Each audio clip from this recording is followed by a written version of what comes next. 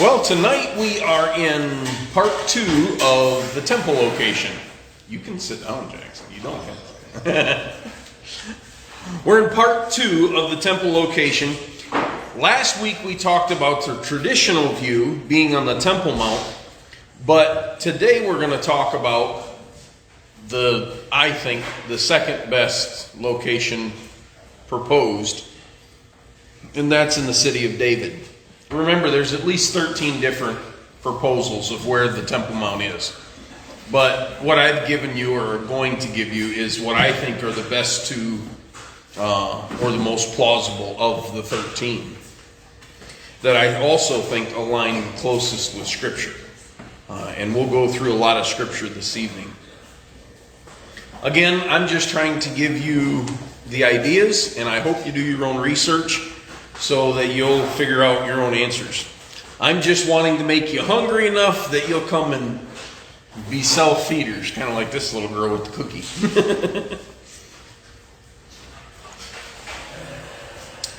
So here's a picture of my dad and I, and the guy in the middle, his name is Bob Cornuke. He's not the first one to come up with this theory. There was actually a man named Walter Martin that wrote a book years ago that also believed this theory, and there's many others as well. But we will be relying heavily on his research for it. He's a great guy. He was part of our leaders in our group, and we had a good time with him. But I'll be honest, when you go to do your own research and you come across his name, whether it's for or against, those that are against are downright not just harsh, they're belittling and hateful to Bob Cornuke. But it hasn't deterred him either. He has been completely honest with the facts and says, here they are, you do your own research, you come up to your own conclusions, and we let the chips fall where they may. Which I like that. I want the facts, you give me what you found, and then I've got a brain enough that I can figure out what I believe to be true. And maybe there's going to be something come down the road that might change my mind, but I can at least take the facts as they are. And there's been a lot of people that instead of making facts, they'll go against his ideas and then they'll make arguments that are they're poor arguments. They're just terrible. And then they try to make him look foolish. Well, it's not right. So anyways, whether you agree with him or not, you have the facts. So that's all I'm trying to do, is give you the facts of the two that I think are the most plausible.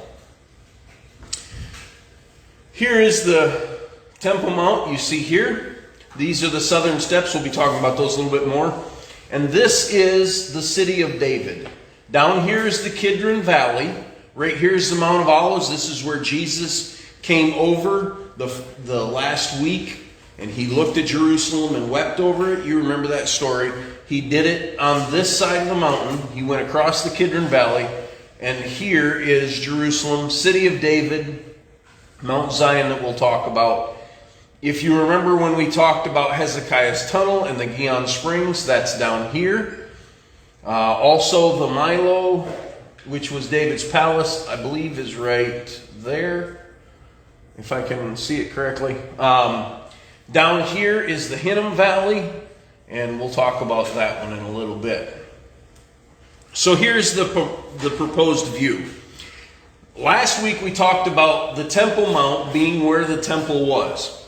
Tonight we're going to talk about the Temple Mount actually being in the city of David itself, where David took from the Jebusites that we talked about. Remember, they had the blind and the lame. They said the blind and the lame can protect these walls, and made David mad. And so he went up the Gihon Springs, or his men did, and they took the city. And after that, he made it the city of David.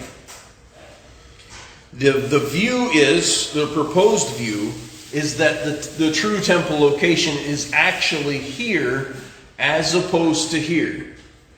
Now, tradition has always said that it's here. Always said that it's there. But as I've done the research, there's been a lot of times when I've waffled back and forth. And I'll study for a while and I'll say, well, it's got to be here. And then I'll study for a while and I'm like, no, it really looks like it's here. And so I don't have an answer for you. You all get to make your own decision. I personally think the city of David fits the biblical location better than the Temple Mount. If you were just going by what the scripture says, I do think it is the city of David. But there's not a lot of archaeology. In fact, I don't know of any archaeology that actually proves that the temple is in the city of David. Conversely, you have all kinds of tradition for 1,700 years that say that this is where the temple's been. But you do have a few pieces of archaeology, but you don't have anything of substantial value that you can specifically mark to the temple.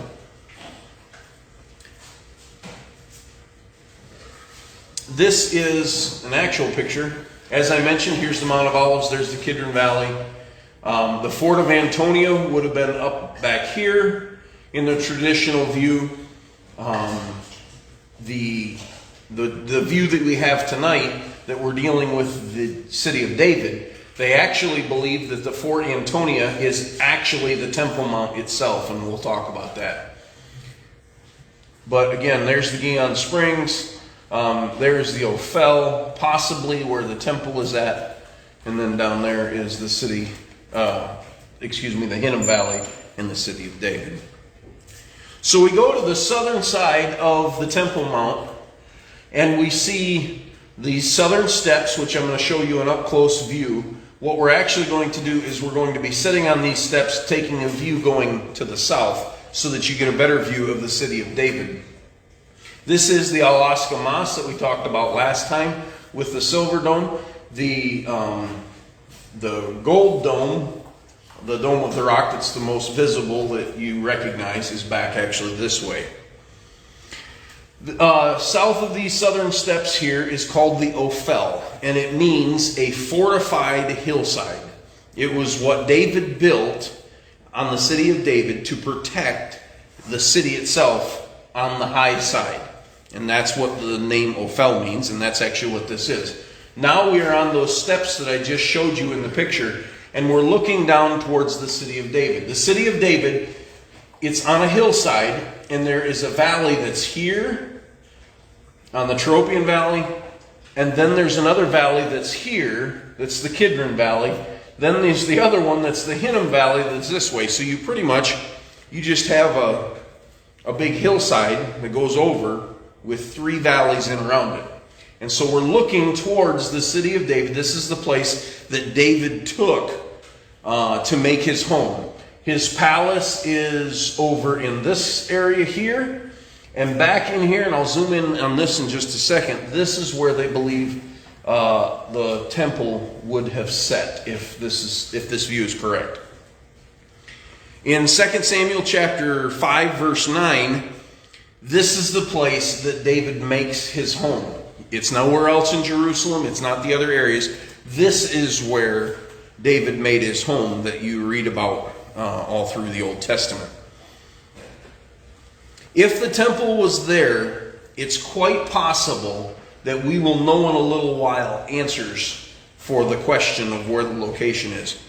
Since this is what it looked like last November when we were there, since then, a large section of this has been undertaken as an archaeological dig. And so if the temple is here, they will probably find some things accordingly to answer some of these questions. This is zoomed in on that possible temple location there. Hectaeus said that the temple was nearly in the very center of the city of David, 600 feet south of the Temple Mount.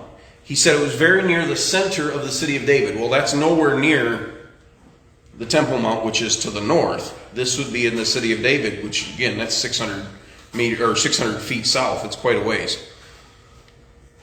So this is actually looking up. This little intersection is the Hinnom Valley. And this is where in the Old Testament the children of Israel sacrificed their children, burned their children to Moloch. This is where that took place. And the temple, regardless if it's way up there or it's here, the fires would have been burning, so you would have seen the smoke rising right in front of the temple. What a smack in the face to God.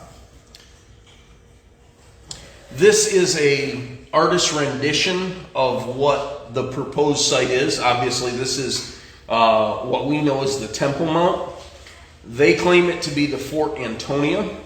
And here is where the actual temple for the city of David would have been. Now, that being said, I believe that his rendition is actually a little tall for the temple. The temple is actually supposed to be lower because we know the Fort of Antonia was to the north of the temple, and it was also higher in elevation than the temple. And this kind of shows them close in elevation, so I believe that would be a little bit off. Down here is the exit for the Gihon Springs. Over here would have been a bridge where the red heifer would have been sent out, if you remember those stories. This is a gate that we'll talk about in a little while that's actually mentioned in Acts chapter 2, and this is also the southern steps that I showed you the picture of. These are also in Acts chapter 2. Down here, the Kidron Valley really hasn't been changed much because it's a lot like our Kentucky hills and mountains where you have a real nice cliffside and you can't do anything with it. Now, anymore, they put trailers on them, but back then they couldn't. So they've pretty much stayed the same, and what they've done is they'd knock the buildings down or they would work around them, but that hasn't really changed. So we know it has to be at least reasonably close to those areas. Now that I've shown you the city of David itself, let's start talking about why they believe that it is the location as opposed to the Temple Mount. Okay? Instead of the tradition that says it's always been here, let's talk about some reasons that they don't think it is. For one, tradition tells us these little windows, I mentioned it to you last time, those are called the Stables of Solomon in tradition. Now, what's interesting is this is the same area that the Muslims went and dug out with large excavators and just threw all kinds of artifacts for archaeology and just dumped them in piles. And then the Israelites, they just grabbed it all and started doing the temple sifting project, which I showed you last time, and finding artifacts that way. And they have found some artifacts from the temple which would lead you to believe that maybe this is. But my question is, why would Solomon have his stables on the corner of the Temple Mount, next to or inside temple proper? That would have been terrible. Do it for another pagan god, but not the Jewish God, who is very particular about his temple. They wouldn't let women in sections of it, and they certainly wouldn't let Gentiles. How much less would they let horses? Further than that, why would Solomon be so bold to put his horses on the corner of the temple when he wrote the scriptures that said no king is allowed to own horses? No Israelite king is allowed to own horses. We know that Solomon owned them, and we know that he did exactly against what the scripture said, that he went and got them from Egypt. But why would he be so bold to put them literally right next to the temple of God? That's like asking for it. So, for one, that makes me question. But let's go to what Jesus said. Matthew chapter 24, verse 2, and we're actually going to have several verses that we're going to talk about. Jesus said to them, "Do you see all of these things?" He's actually sitting on the Mount of Olives, and he's looking over with his disciples, and he's just chatting with them personally. And he says, "Do you see all these things? Assuredly I say to you, not one stone shall be left here upon another that shall not be thrown down." Mark chapter 13, he records it this way. Jesus answered and said to him, "Do you see these great buildings? Not one stone shall be left upon another that shall not be thrown down." Then in Luke chapter 19, "For the days will come upon you when your enemies will build an embankment around you, surround you, and close you in on every side, and level you, and your children within you to the ground, and they will not leave in you one stone upon another, because you did not know the time of your visitation." Jesus made it pretty clear, and so did the Gospels, that the buildings that they saw in his time period, not a single one would be standing on top of each other. Okay, I think this is important. It's Jesus' words, right?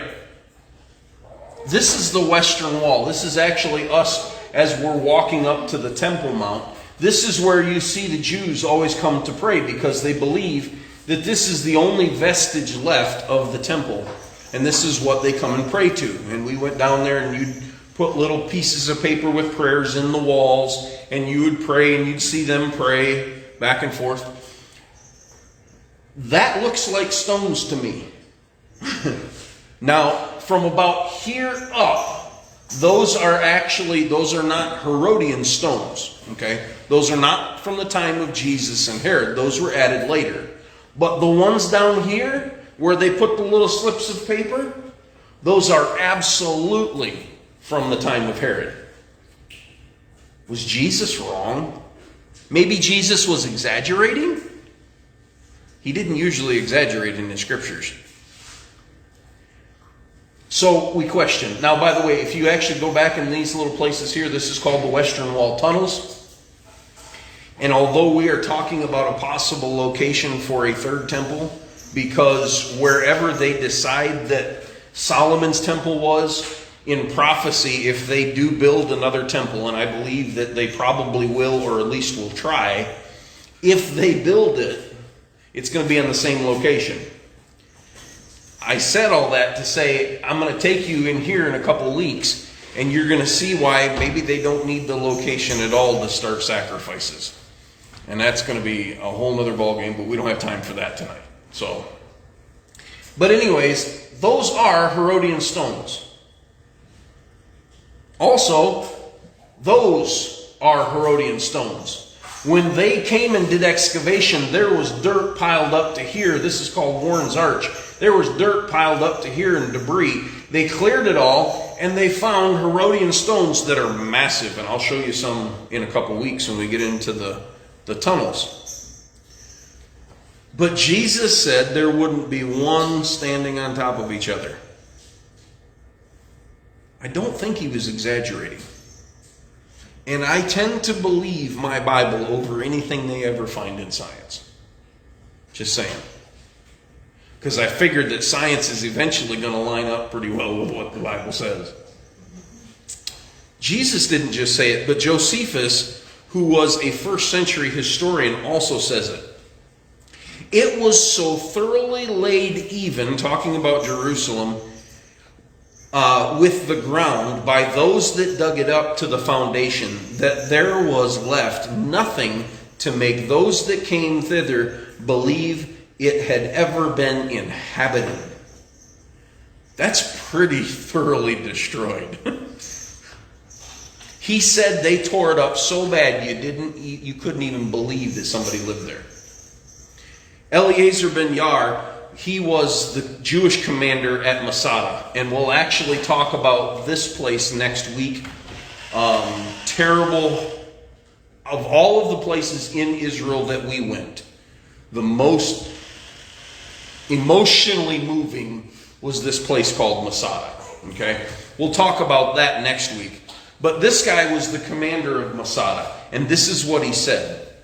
It, speaking of Jerusalem, is now demolished to the very foundations, and have nothing left but that monument of it preserved. I mean, the camp of those Romans that hath destroyed it, which still dwells upon its ruins. Eleazar ben Yar said, the only thing that's left is the Roman camp where they live. They took everything else down. It's all gone. And for them, he used that as a speech to say, okay, it's time to fight. We're the Alamo. We're the Alamo. Jerusalem's gone, and they're coming for us. According to Josephus, during the siege, there was a fire, and they're not really sure where it started, but you can seriously doubt that the Jews were going to burn their own temple.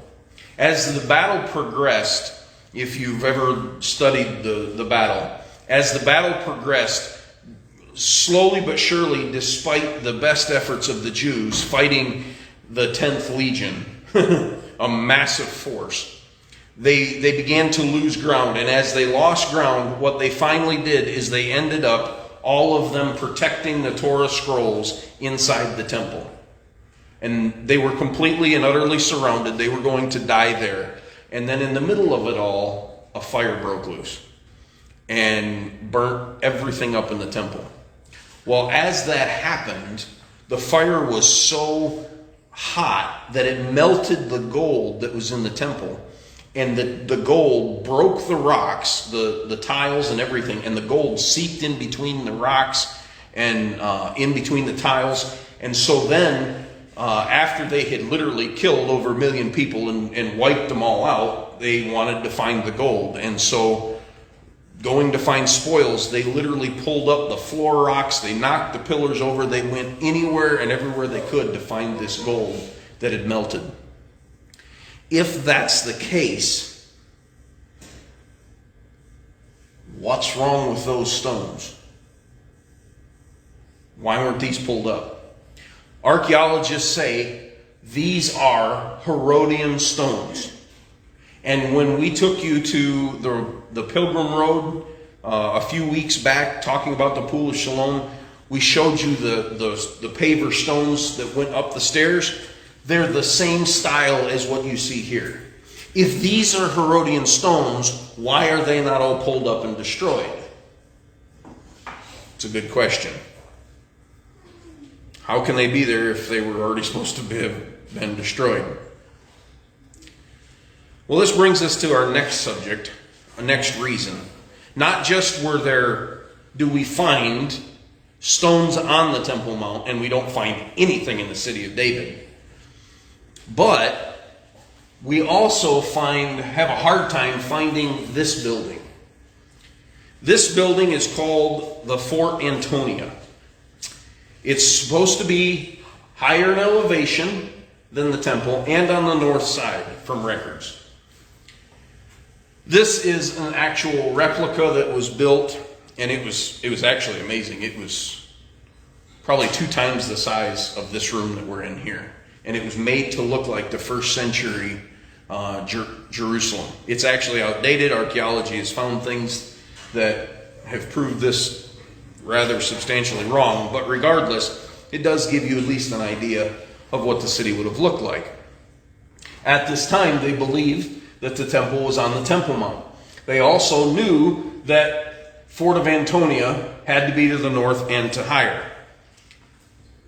This model shows that the Fort of Antonia would roughly be 3 acres, or essentially the size of our church property. Okay? That was the Roman garrison. The problem is, it's 80 feet by 300, and there were housed a legion in that section. A legion was somewhere around 6,000 troops, plus 4,000, give or take, help. And moral help, let me put it that way, to keep it PG. There was moral help that was there for a red light district, all right? We also know that it had 4 guard towers that went around it. Can you imagine, just in our little church property, housing 6,000 soldiers plus 4,000-ish support troops and a red light district? I mean, this is not that big. The other thing about this is no one has ever found any archaeological proof that the Romans had a garrison there, except everybody writes about it. They haven't found anything. Why would you, if you can find archaeology about everything else, why can't you find archaeology about someone that stayed there nearly 500 years in the same location?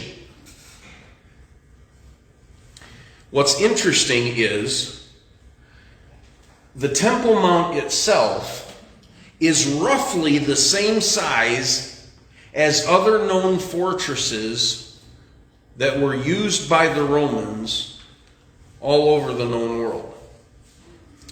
Syria actually has one that is almost identically the same size as what you see in the Temple Mount. The leader of the Masada said, everything is destroyed, not one thing on top of each other, except for where they lived. Why would the Romans, if they were going to destroy everything, why would they come along and tear their own building down? Why would you tear down your own house if you're going to destroy a city?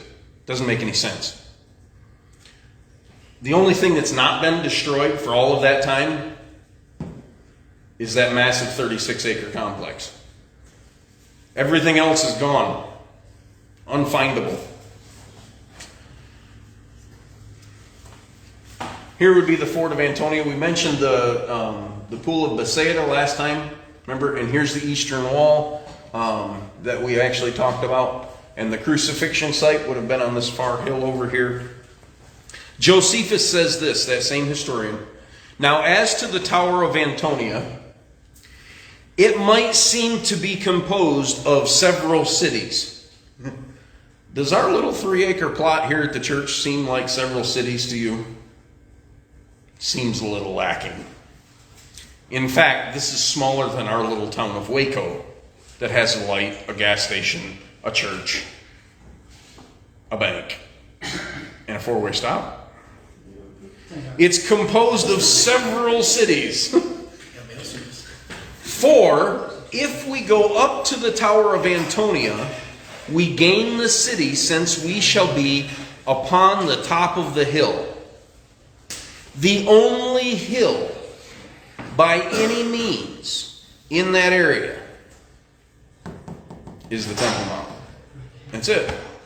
It's the only one. There's no way they're going to get 6,000 soldiers in that little corner to take an entire city. You're going to be well and spread out, and if you know the history, they completely surrounded the city. They made this their base.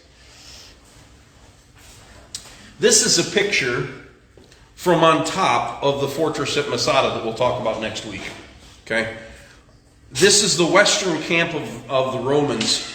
The Roman governor of Judea, his name was Lucius Flavius Silva. He stayed here during the siege.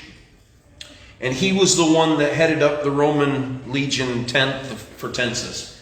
And that was the one that came and destroyed Jerusalem. Well, in that revolt, as they had swept down from the north into the south, they swept into places like Magdala that we talked about. Remember when they killed all the people in the caves? They came into Jerusalem. They killed 1 million people in Jerusalem. And now they come to this place in the middle of the desert on top of a mountain. So impressive. We'll talk about it next week. And they completely surround this mountain to starve these people out and to kill every last one of them. While there, Silva builds his western camp. And there's several of them all the way around. I've got several pictures. But this is the western camp. And this is where he stayed. And you can see right here, this is actually a built wall that started around the mountain so that there was no one could escape and survive. They built a wall perimeter all the way around it. So as you were trying to climb over it, by the time you got there, you were dead. But just outside of that, there's their camp. Now, the reason I show you this picture, okay, is I want you to notice this shape, okay? Notice it is not a square.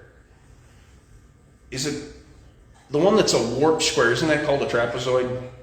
I believe, right? Rhombus. Maybe rhombus, yes. Regardless, notice this isn't a square. It's kind of angled. It looks a little odd.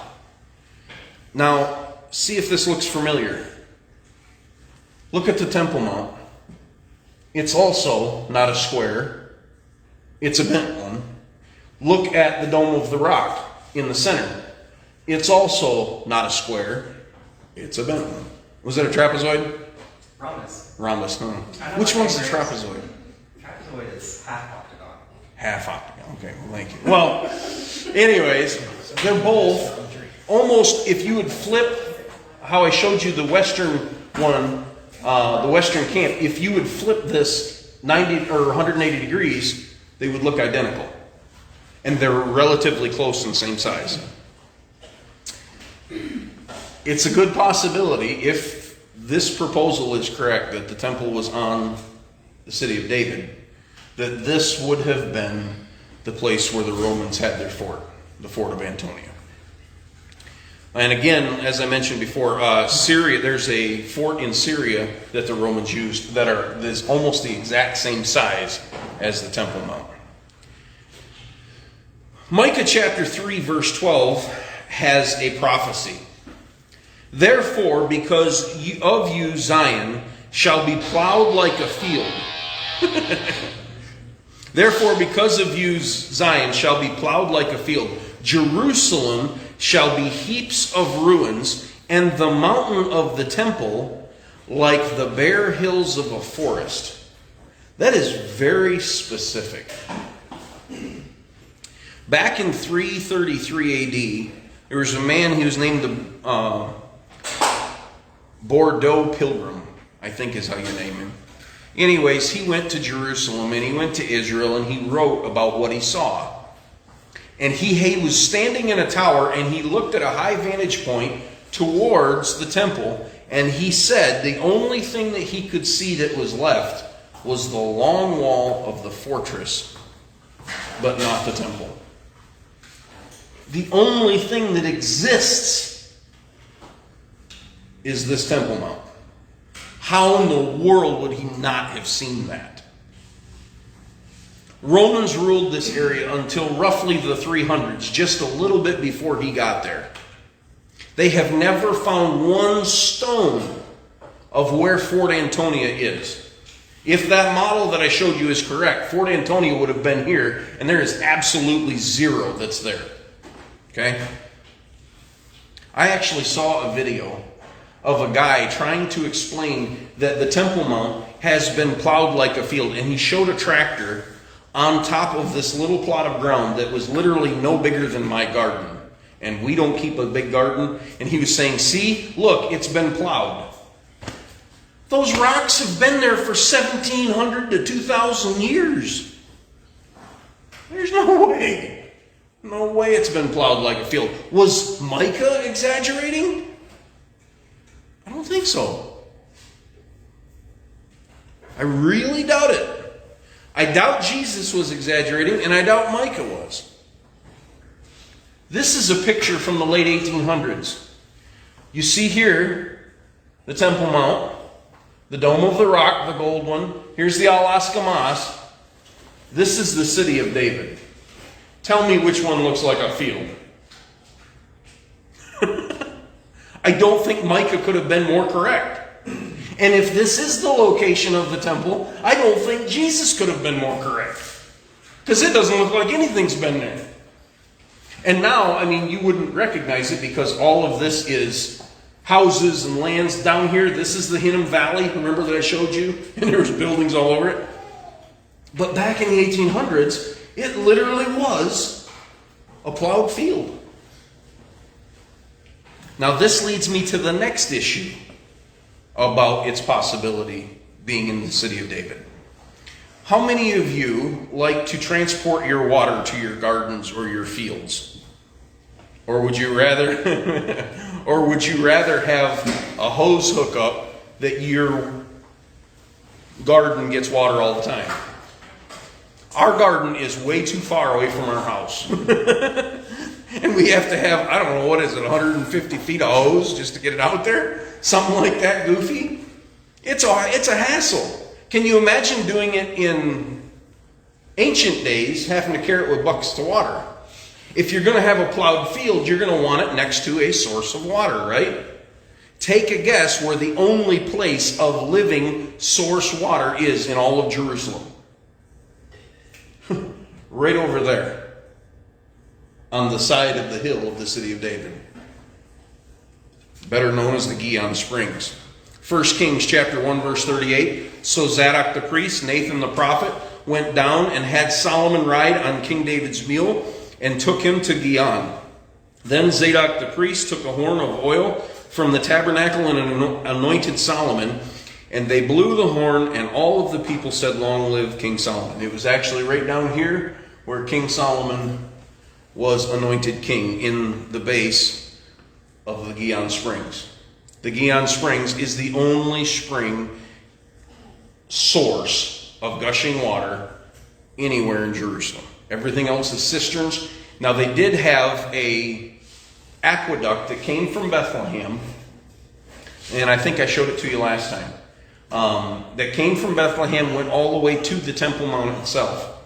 The problem was, it's nowhere recorded ever that it was from Solomon's time, and what we do find of archaeology is all from the Hasmonean or the Herodian time period. And so, if Solomon would have made an aqueduct that would have been that large, we'd have probably found out about it. If not in the Bible, somewhere else in literature. But we don't. The only place that has water is here at the Gihon Springs in the city of David. The western wall right here that I showed you earlier, and that's the corner that I showed you as well, it stretches 1,600 feet, and most of it is all underground. Water would become a huge problem when you are sacrificing thousands of animals on a given day of the celebration. You would have to have an immense amount of water. Tacitus was a Roman historian. Josephus was a Jewish historian that worked for the Romans. Tacitus was an actual Roman historian from the first century, and this is what he said. There was a fountain in the temple, and it had an abundance of water because it was fed by a natural spring. And it said that it gushed out of the temple. There's no water on the Temple Mount. There's only cisterns. And the aqueduct that I mentioned, it only came in during the Hasmonean period. It was not previous. Why would Solomon build a temple there if he couldn't get water to it, except for dragging it uphill? Cisterns were notoriously dirty. This is a massive one. If you saw the video of my dad singing in the cistern, this is actually when it took place. That's Elisha Crone. There's my dad. There's Mike that goes to my dad's church. The water would be poured in here, and then you would also bring your buckets in and you'd fish them out. The problem was they would get massive amounts of silt and mud in the bottom of them. They were not clean, and they tasted terrible. If you don't believe me, you can go down to our cistern here at the bottom of the hill and just grab you all a cup. It's nothing you want to drink. Do you remember the story of Jeremiah? Jeremiah says, don't go to Egypt, and God's not going to bless it, and you're going to be in trouble if you do. All of that story. Well, they take him and they put him in a cistern, and he was waist deep in mud and got stuck there. If you remember the story, it was a cistern somewhat like one of these, and he'd have been waist deep in mud. Can you imagine trying to clean after doing all of those sacrifices, thousands in a day, with muddy water? It would not have been good. 2 Chronicles chapter 3 verse 1. Now Solomon began to build the house of the Lord at Jerusalem on Mount Moriah, where the Lord had appeared to his father David at the place that David had prepared on the threshing floor of Ornan the Jebusite. Aristus said, who is also a historian, said, there is an inexhaustible reservoir of water, as would be expected from an abundant spring gushing up naturally from within the temple. Notice he said it was an abundant spring, it was gushing up, and it was natural, and it was in the temple. There ain't nothing like that up there. Nowhere. Now, believe me, when you go and study the other side, it makes it sound like I'm really pushing this. I'm really not. But there's just a lot of questions that you're like, I really doubt what you're saying. Because it's not like all of these people were just against the temple being on the Temple Mount. It's just they were explaining what they saw. And some of them were credible and some of them weren't in their reports. But there's just too many to deny is the problem. Leviticus chapter 11 verse 36 says, "Nevertheless, a spring or a cistern in which there is plenty of water shall be clean, but whatever touches any such carcass shall become unclean. And if any part of any such carcass falls on any planting seed which is sown, it remains clean. If you had water that touched a dead animal, it was unclean." How in the world would you do that with all that cistern water? It would have been nearly impossible.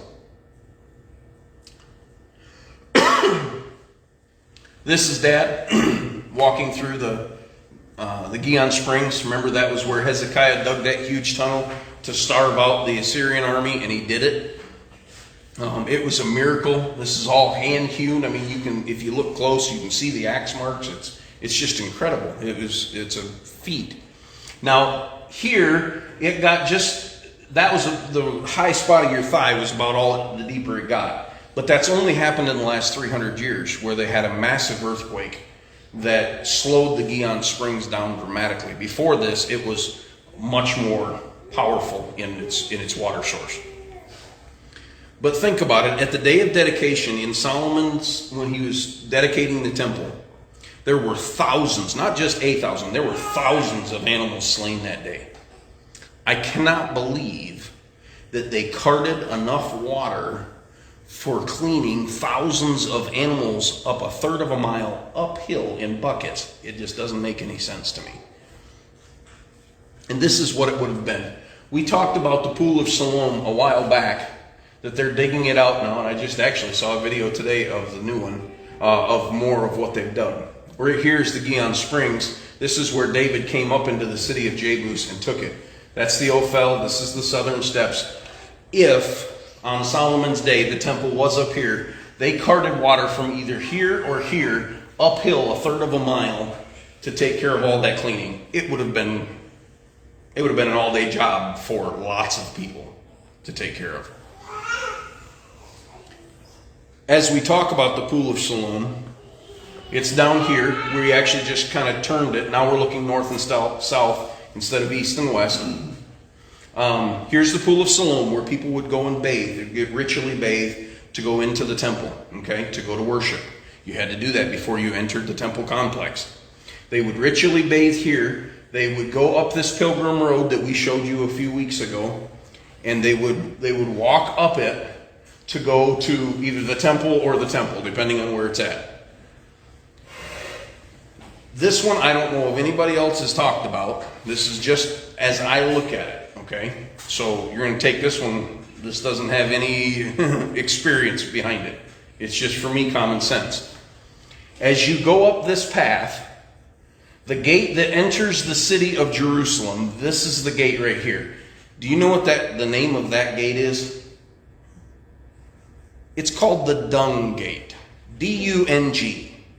This is the gate where they would take all of the trash from the city of Jerusalem and dump it outside the city walls, including their dung. Imagine you're a good pilgrim, you're going to worship the Lord. You get all ritually clean and you go up through and you have to walk past all of that literal crap to go to worship. So then they said, well, maybe they didn't go through here. Maybe they went through those southern steps. Okay, if that's the case, where would they have had to pass through? Solomon's stables? Neither of those places are clean. Neither of those places are ritually pure.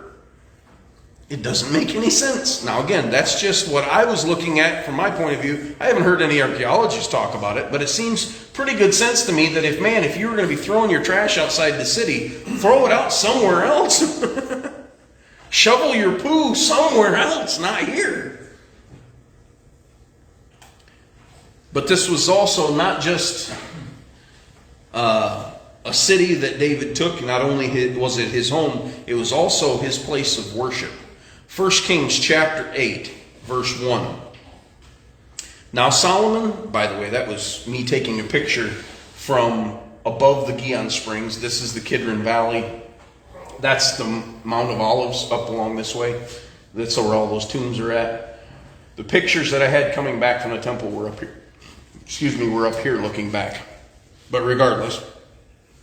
Now Solomon assembled the elders of Israel and all of the heads of the tribes, the chief fathers of the children of Israel, to King Solomon in Jerusalem, that they might bring up the ark of the covenant of the Lord from the city of David. You remember the story?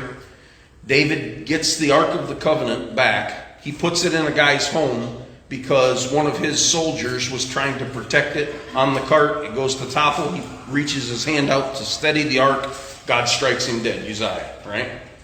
So David parks the ark at this guy's house, and this guy gets filthy rich and is blessed in every possible way. Drives David nuts. So he goes and he puts the Ark of the Covenant, in a tent in the city of David. Now Solomon has completed the temple, and they are bringing in much pomp and circumstance the Ark of the Covenant into the temple itself, that they might bring the Ark of the Covenant of the Lord from the city of David. David put it in his own hometown. But notice it says, which is Zion. If you read through the Old Testament, you find Mount Zion or Zion 160 times. This is a very specific word.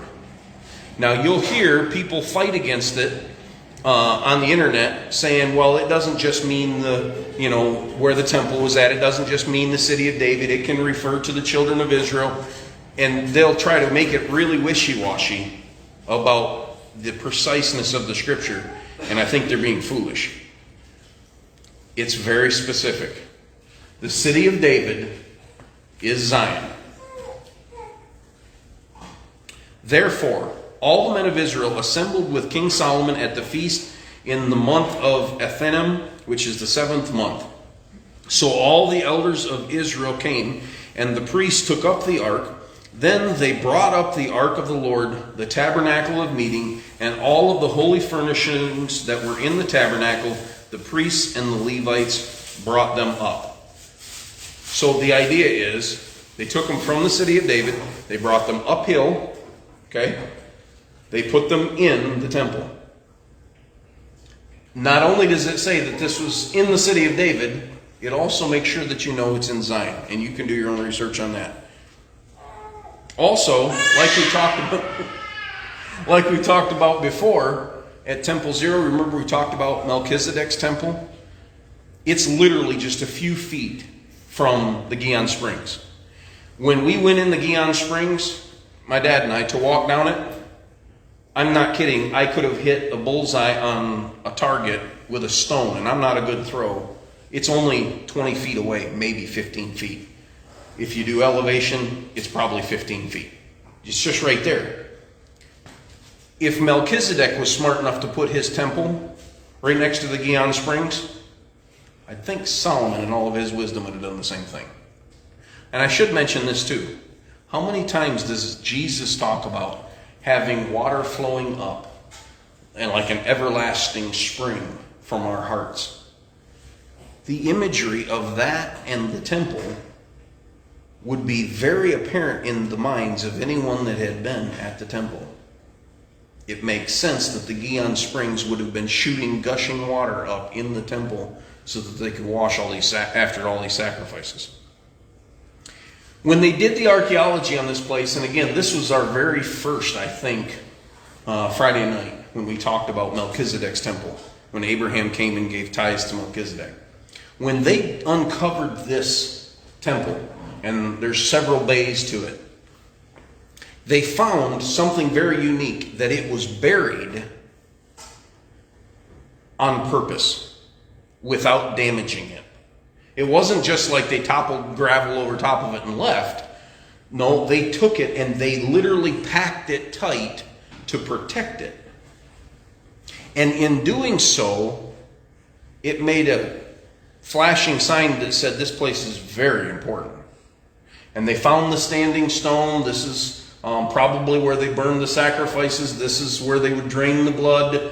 Over this way is where they press the oil and all of that. All of this is right in the city of David. It was already a place of worship. In fact, if you go 2 bays down from this, that's where they believe that David wrote the Psalms and worshiped the Lord because of what they found in there. It's right in the city of David. So all of the elders came up, and the priests took the ark, and they brought it up from the ark of the Lord to the tabernacle of meeting. All of the holy furnishings that were in the tabernacle, all the priests and the Levites brought them up. I'm not saying necessarily that the temple was on top of this place, but it could have been. Now this kind of leads you to believe that the temple was already built when they brought the furnishings in. So if that's the case, it couldn't have been on top of here because this was packed in tight and buried. Okay? But regardless, the city of David is already a place of worship. Over here's the Moors Gate, and that's the entrance where we went in. And Josephus describes, the historian, a long walkway between the Tower of Antonia and the temple. And he says that the fort was higher on the mountain than the temple. Well, again, as we mentioned before, that's the highest mountain anywhere in that little area. It's the tallest spot. If there's a walkway, I showed you this picture earlier, it would have looked something like this. And it was talked about in Acts chapter 2. Paul starts talking, if you remember the story, and he mentions that Jesus died for their sins and that they needed to accept him. I'll read it in a minute. But the people got so mad at him, it became a mob. And the fort of Antonio soldiers brought soldiers down to come and protect Paul. And they took him to the southern steps, and that's pretty much where everybody believes that he came there, and he spoke to the angry mob. It was after that, and I don't remember the numbers, but the commander of Fort Antonio, to protect Paul, when Paul said, when he went to protect Paul, he sent him to Caesarea Maritime, and when he did, he sent him with a ton of troops. Now, if you had a legion of soldiers there, it wouldn't have mattered. If you had a small group of soldiers that would have fit inside the fort of Antonia, the number of the troops that he sent would have sent half your force away. In a rebel city, it wouldn't have happened. That's another reason you might want to believe this be the fort of Antonia. One of the arguments for the location being here is they say that the temple is actually too small. And one guy was making fun of Bob Cornuke, saying, well, he's using, his size is too small for the temple. And Bob Cornuke, to defend his view, took the size of the temple and he took his size and put them right over top of each other, and they were perfect in measurement. But the guy that was fighting against Bob Cornuke, when you looked at his scale, his was way off. And what he was blaming for Bob Cornuke was actually what he was doing himself. But it would fit on there. Like I said earlier, though, I think this would have been a little bit lower because of the elevation situation looking down at the temple. Also, this, again, was where the red heifer would have gone out, a bridge going across the Kidron Valley. That being said, if that were true, the crucifixion would have taken place somewhere over there. And that is not a place that none of us would be able to go. Bob Cornuke made it over there. Apparently he had to pay quite a bit to get that done. But it's all Muslims over there, and they do not like people like you and I. At all. Joseph, you'd probably get away with it. Just don't talk. But there is, by the way, Bob Cornuke has a study about his finds on this side of the Kidron Valley. And it's really interesting. And I highly recommend you look it up. Acts chapter 21, this is that discussion about Paul. And when the 7 days were almost ended, the Jews from Asia, seeing him in the temple, stirred up the whole crowd and laid hands on him, talking about Paul. Verse 31, now as they were seeking to kill him, news came to the commander of the garrison that all Jerusalem was in uproar. He immediately took soldiers and centurions and ran down to them. So obviously, I mean, even as Josephus said, you go down the hill. And when they saw the commander of the soldiers, they stopped beating Paul, saved his life. So for you and I, the location of the temple is not a big deal, spiritually speaking. For the Jew, this is extremely important. There are some Jews that believe if the temple was on the Temple Mount, none of us Jews can walk on top of it for fear that they would walk on the Holy of Holies being impure and God would strike them dead or commit great sin. So there's a whole group of them that don't even walk up on the Temple Mount. They are actively searching to be able to build their third temple, the temple of the Messiah to come. They are actively doing it. This may not be as big a deal for us. It might be fun to learn and get some enjoyment out of a Bible study, but for them, this is very important for their religion. The Jewish tradition is so strong. It doesn't matter where, even if they found archaeological evidence, if they can't surpass the tradition, they'll put that temple wherever they want. If they could somehow get away from the Muslims literally throwing World War III into action, they would build the temple on top of the Temple Mountain, on top of the Dome of the Rock tomorrow. They'd do it. But right now they can't. But even if they placed it in the wrong spot, it really doesn't matter. Because there's a prophecy in Zechariah chapter 14 talking about when the Messiah does come. Behold, the day of the Lord is coming, and your spoil will be divided in your midst. For I will gather all the nations to battle against Jerusalem. The city shall be taken, the houses rifled, and the women ravished. Half of the city shall go into captivity, but the remnant of the people shall not be cut off from the city. Then the Lord will go forth and fight against those nations as he fights in the day of battle. And in that day his feet will stand on the Mount of Olives that we took pictures of, where we were taking pictures from across the Kidron Valley, which faces Jerusalem from the east. And the Mount of Olives shall be split in two from east to west, making a very large valley. Think about this. East to west. That will run right through the middle of Jerusalem. That's there today. Okay? Half the mountain shall move to the north, and half the mountain shall move to the south. Then you shall flee through my mountain valley, for the mountain valley shall reach Azal. Yes, you shall flee as you fled from the earthquake in the days of Uzziah the king of Judah. And thus the Lord my God will come, and all of the saints with you. It shall come to pass that in that day there will be no light, the lights will diminish. It shall be in one day, which is known to the Lord neither day nor night, but at the evening time it shall happen that it will be light. And in that day it shall be that the living waters shall flow from Jerusalem. What are the only living waters in Jerusalem? The Gihon Springs. Get this though. Half of them towards the eastern sea. What's the eastern sea from Jerusalem? The Red Sea. So from Jerusalem to the Red Sea. That's a lot.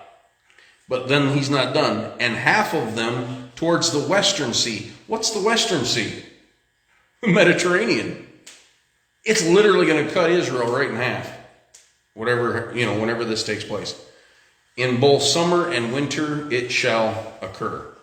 So it's going to take place over a large period of time. Something's going to happen with lights. When I first read that, the first thing I think of is nuclear war. Where everything's a cloud. When they talked about Mount St. Helens and they talked about the blackness of it. I don't know. But regardless, whenever the Lord does come back and he puts his foot on the Mount of Olives, the world's going to move. And so it really doesn't matter where they're going to put their temple. Because the Lord's going to move it. and then he's going to build his temple, and he's going to build his throne here for 1,000 years. Well, I hope that's interesting. I hope it whet your appetite enough that you want to search this out for yourself and look into it. If you need some sources, I got a bunch of them, so I can get them to you. Some great videos, some great people that talk about it, and talk about both sides. Because like I said, I have waffled back and forth, and I am completely undecided. I don't know if it's on the Temple Mount. I don't know if it's in the city of David.